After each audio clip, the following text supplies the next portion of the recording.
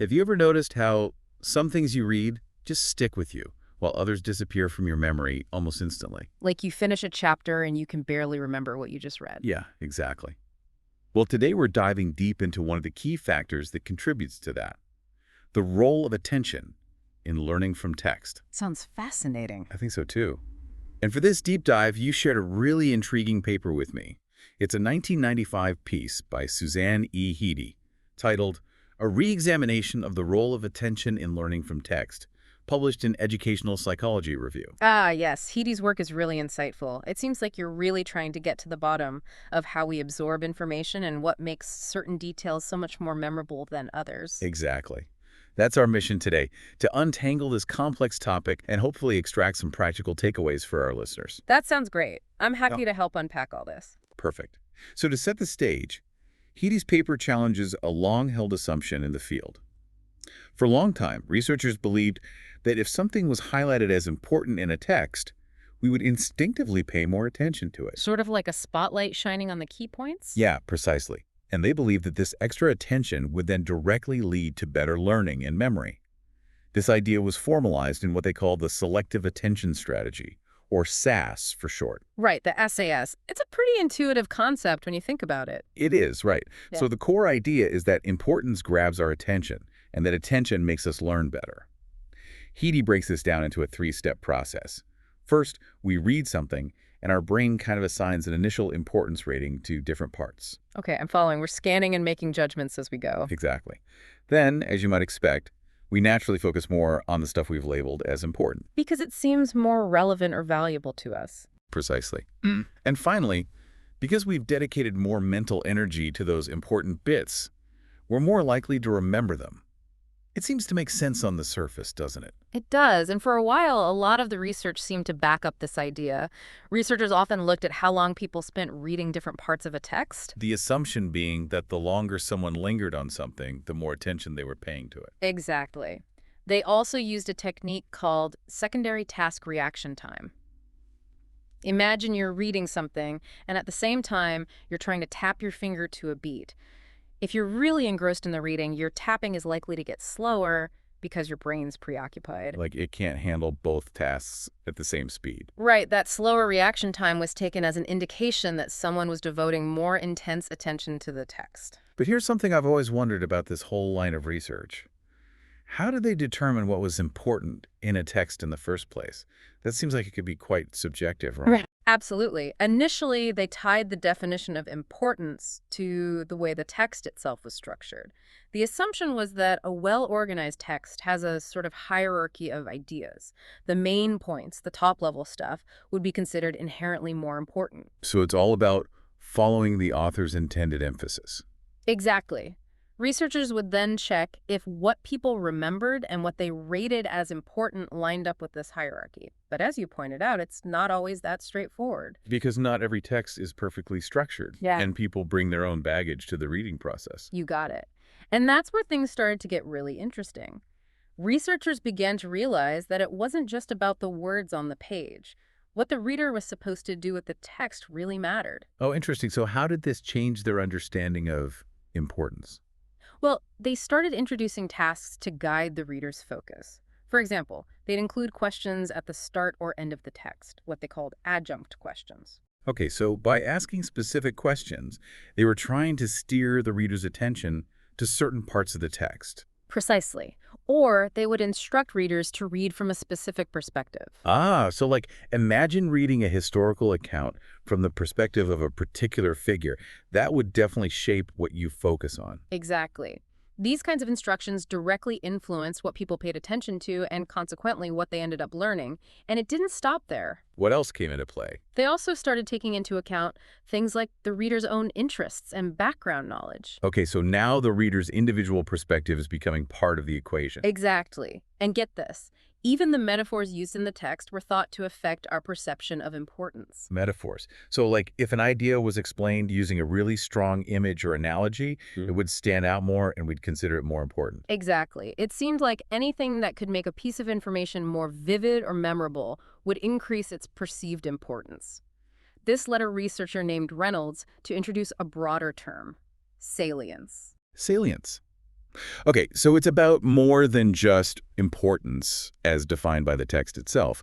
It's anything that makes a part of the text grab your attention. Yes, Reynolds argued that anything that makes something jump out at you, whether it's a main idea, something you personally find interesting, or something related to a task you've been given, should be considered salient.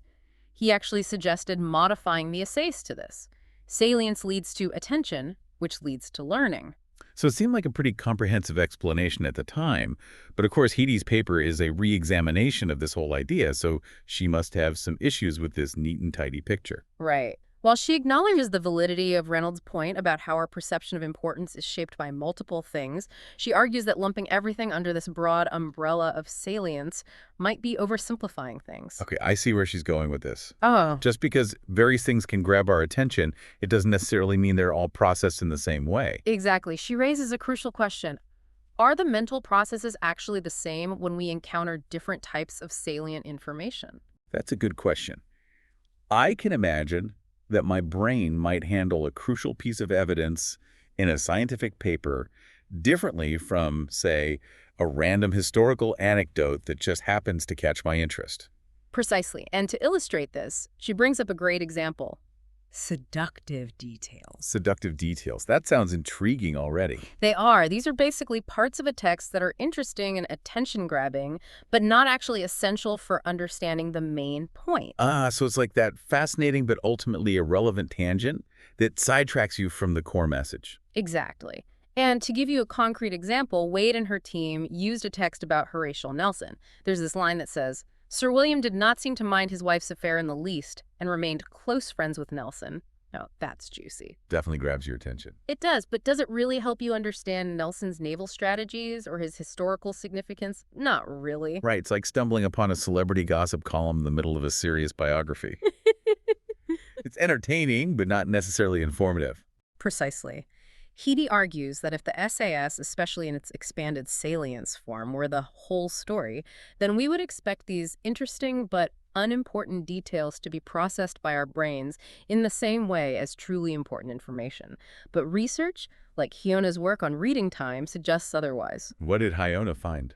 Well, he was looking at how long people spent reading different parts of a text when the topic shifted.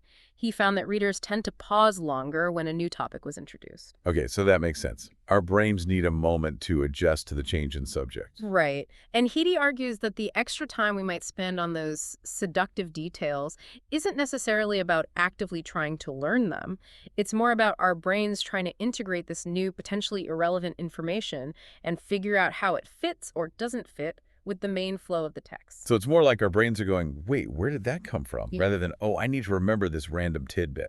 Exactly. And it gets even more interesting. Wade's research actually found that while adults did remember those seductive details quite well, they actually read them slower than the main ideas, which were rated as both important and interesting.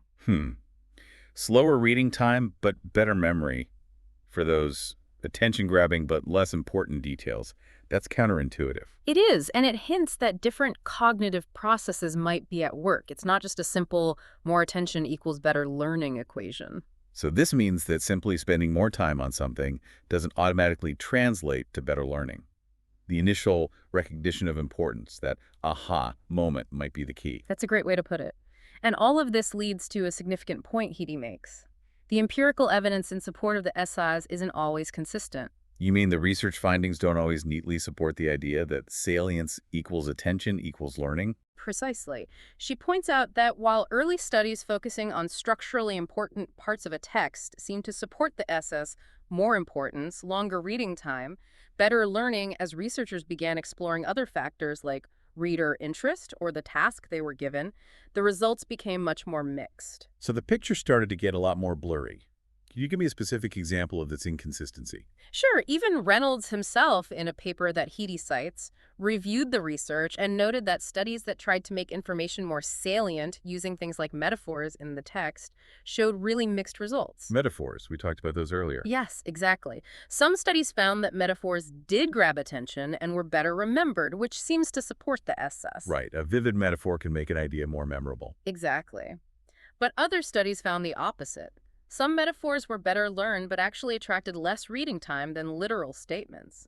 And researchers like Britton and his colleagues found no consistent support for the SS at all when they manipulated different features of the text. So just making something stand out in the text doesn't automatically guarantee more attention and better learning.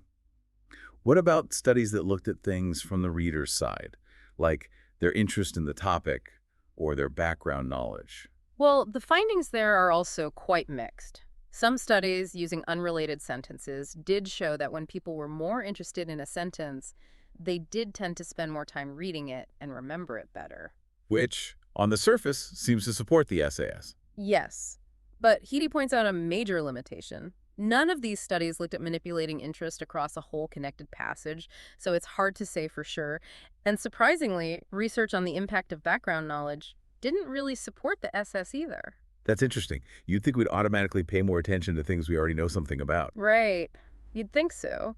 But the research doesn't show a clear pattern there. So all in all, it seems like the SS really only held up consistently when researchers manipulated salience through specific tasks that people were asked to do with the text. Ah, like those adjoint questions we talked about earlier. Exactly. That was actually Reynolds' conclusion as well.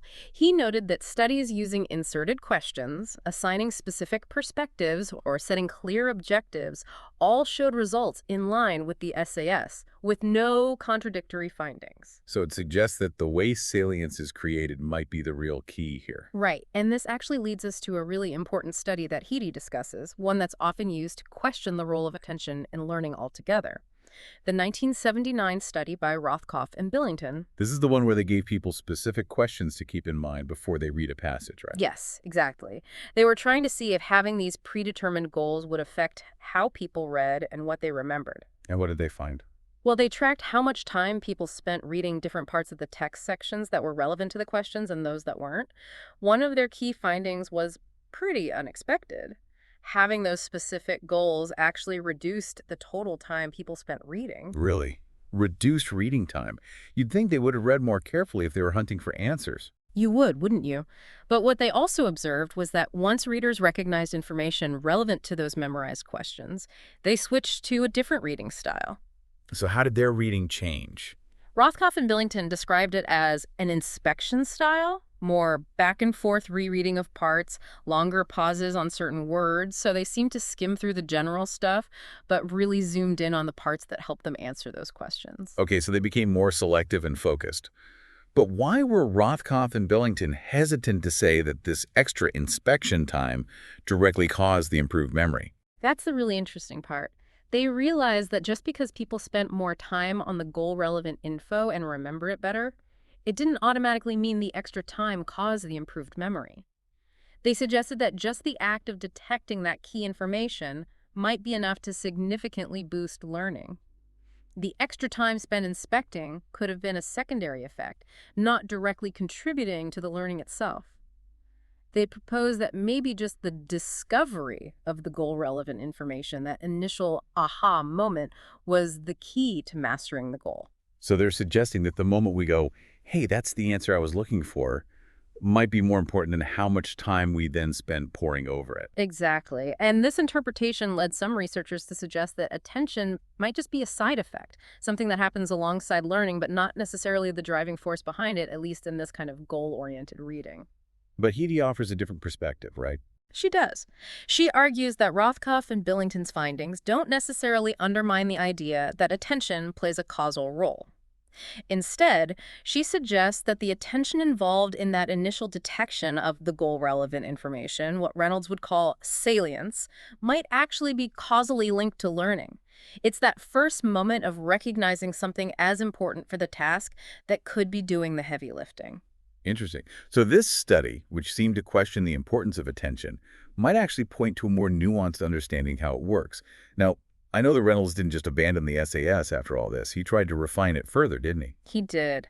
Recognizing that there were some gaps in the original model, he proposed a modified version that incorporated two new elements: metacognitive ability and a distinction between conceptual and perceptual attention. Metacognitive ability. That's like thinking about your own thinking, right? How does that fit into how we pay attention while we're reading? Exactly. Reynolds was trying to make sense of why more successful readers consistently outperformed less successful readers. And sometimes, the more successful readers seem to be using less attention based on things like shorter reading times and faster reaction times on those secondary tasks. So you were faster but still learned more. Exactly. He concluded that better readers might have a more sophisticated understanding of the reading task and how to best tackle it. This includes how they manage their attention. He proposed that this awareness of their own cognitive processes, this metacognitive ability, was a key factor in effectively using this assess. So it's not just about paying attention, it's about being strategic and knowing what deserves your attention. Precisely. And the second addition was this idea that there are actually different types of attention at play when we read. Reynolds built on the idea that reading involves both seeing the words on the page, the perceptual aspect, and understanding their meaning, the conceptual aspect. Okay, so there's the mechanics of reading, recognizing the words, and then there's the actual comprehension, understanding what they mean. Exactly. He suggested that efficient reading would be reflected in using more conceptual attention relative to perceptual attention. Because ultimately, it's the meaning we're after, right? Precisely. And how do they try to measure these different types of attention? That seems really tricky. They did it by adapting existing research methods, including one called tachistoscopic word identification, where words are flashed very quickly on a screen. The idea is that this task mainly taps into perceptual attention, your ability to rapidly process the visual forms of words. Okay, so like how quickly you can register that a string of letters is a word, even if you don't have time to fully process its meaning. Exactly. And for conceptual attention, they used word recognition tasks, where participants had to identify words they'd seen before from a list. The assumption was that this tapped into the meaning and semantic aspects of words. So the idea was that successful readers would be better at the word recognition task, showing they were intending more to the meaning. That's what they found. They reported that more successful readers showed a higher ratio of conceptual to perceptual attention on important words compared to less successful readers. So their attention was geared more towards understanding than just recognizing words. But Heidi had some reservations about this clear-cut division between perceptual and conceptual attention, didn't she? She did, and she brought in a lot of research from both the reading and neuroscience fields to support her skepticism.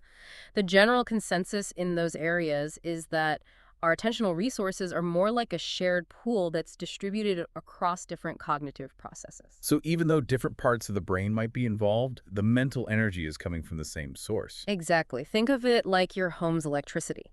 Different appliances use it, but it's all coming from the same power grid. I like that analogy. So applying this to reading, while different brain regions might be involved in seeing and understanding, the mental effort they draw on isn't neatly separated into perceptual and conceptual buckets.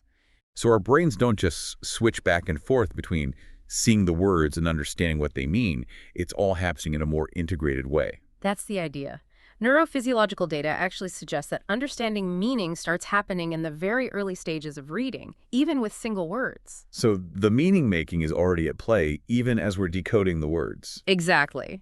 Heidi cites research showing that our language processing system is highly interconnected, using all available information simultaneously. Even the initial brain activity we see when someone looks at a word shows sensitivity to the surrounding context and the word's meaning. So it's not a linear process, like first you see the word, then you understand it. It's much more dynamic and simultaneous. Exactly. This suggests that analyzing the visual form of the word and grasping its meaning are happening together interactively. She even mentions research by Rainey, who used those brainwave measurements, ERPs, to study this. He found that a specific brainwave component, called the N400, seemed to reflect both lower-level visual processing and higher-level comprehension processes. Wow, so even at the neural level, we're seeing evidence that these different aspects of attention are intertwined. Exactly. And this finding directly challenges the idea of a clean separation between perceptual and conceptual processing. While Reynolds might have been onto something in suggesting that different aspects of attention are involved, Heidi argues that drawing a hard line between them and using separate measures for each might not accurately capture the complexity of how our brains actually handle text. It seems like a much more holistic and integrated process. That's a good way to describe it. And all of this leads Heidi to propose her own model, this extended two-phase model of attention. Okay, so let's hear about this alternative model. So after laying out all her critiques of the Hsieh and the various complexities that the research reveals, Heidi proposes a new way to think about how attention works in reading and learning. Her model looks like this. Attention in the first phase, which she calls A1, leads to determining the importance of the information, which then leads to attention in a second phase, A2, and finally to learning. Okay, two distinct phases of attention, A1 and A2. What's the key difference between them? A1, the first phase, is the attention needed to initially decode the words, understand the meaning of the different parts, and evaluate how important they are. It's the initial processing as we read through something for the first time. So A1 is all about comprehending the text and figuring out what the key points are. Exactly. Then comes A2, the second phase, which is the attention we focus specifically on those parts of the text we've identified as important. And it's this focused attention in A2 that directly contributes to us learning and remembering that information. So A1 is understanding and evaluating, while A2 is about really zeroing in on what we need to remember. Precisely. And Heidi emphasizes that these two phases have different primary goals. A1 is primarily about comprehension, about understanding the meaning. A2 is mainly about learning and memory. She also notes that A1 likely involves both perceptual and conceptual processing. We're dealing with the words themselves and their meaning as we try to figure out what's important. A2, on the other hand, probably leans more heavily on conceptual processing as we're actively engaging with the meaning of the information we've selected. And this two-phase model helps to explain why those traditional measures of attention, like reading time and secondary task reaction time, might not be telling the whole story. Exactly. Those measures don't distinguish between the attention we use for the initial processing and evaluation, A1, and the focused attention we use for actual learning, A2. So if someone spends a long time reading a section, it could be a combination of both A1 and A2. They might be taking their time to understand it and evaluate its importance, as well as actively trying to memorize it. Exactly. It's not just a simple matter of more time equals more attention. Heidi even suggests that sometimes greater attention in that initial A1 phase might actually lead to faster processing later on, which seems counterintuitive. That does go against the common assumption that more attention always slows us down. It does.